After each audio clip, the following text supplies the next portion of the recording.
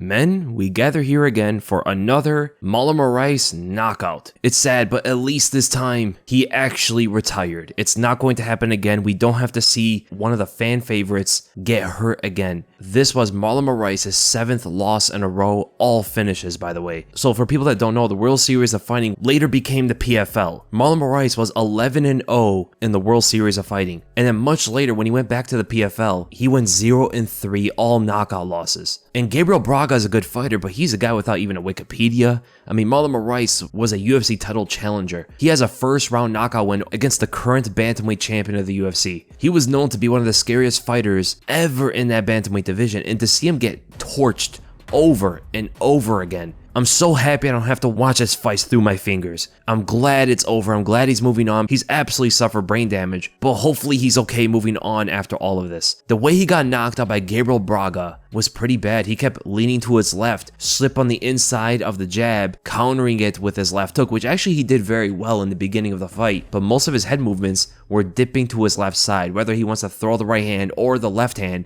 And the leg kicks, again, just like the last fight with Brendan Loughnane, were taking its toll. He wasn't checking too many of them, and they were stifling his balance and led up to the knockout. It's much harder to move your feet away from punches when your legs are getting compromised, and it forces you to lean, which is something he was already doing. So Gabriel Braga was simply able to pinpoint his right hand on Marlon Moraes' chin, knowing the exact spot Moraes was going to dip his head. But before that happened, Gabriel Braga threw out a 1-2. This 1-2 didn't have a lot of power compared to the other straight that he throws later. This seemed to be more of a feeling out thing to measure if he can actually touch Moraes from that distance. And he does. He actually throws out the jab. Moraes is kind of standing still, looking to slip on the inside of the jab again. Right when the jab lands on the top of his forehead, which is the thicker part of the skull, you see his head movement. He tries to move on the inside, like he was doing the whole fight. And that's where Braga throws out the left straight, and just like skids past his face. He hits him and skids right past his face. This rocks Moraes bad. He was moving around like a baby deer after the jab and then got leg kicked, which is something I really like from Gabriel Braga. Fighters throwing out leg kicks after hurting their opponent. It's something stemming off of what John Jones did against Daniel Cormier. Very tactical move from his opponent, but that leg kick really hurt Marlon Moraes to the point where he had to switch stances, and going into the southpaw stance, leaning to your left becomes a lot more natural. You can do it as you're listening to this. Get into the southpaw stance. Which way does it feel better to lean?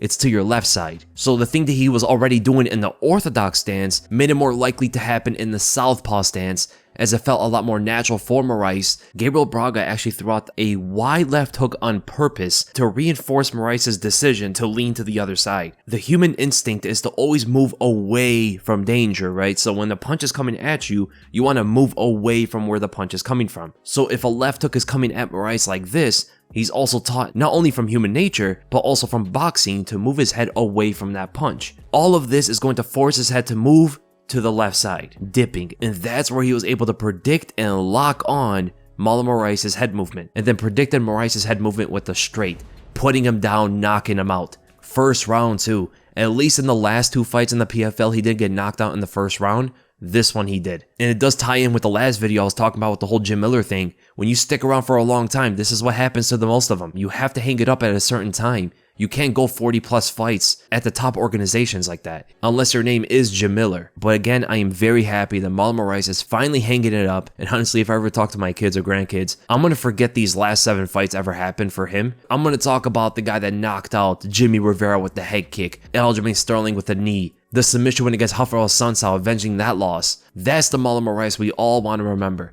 At one point, the scariest fighter at 135 pounds.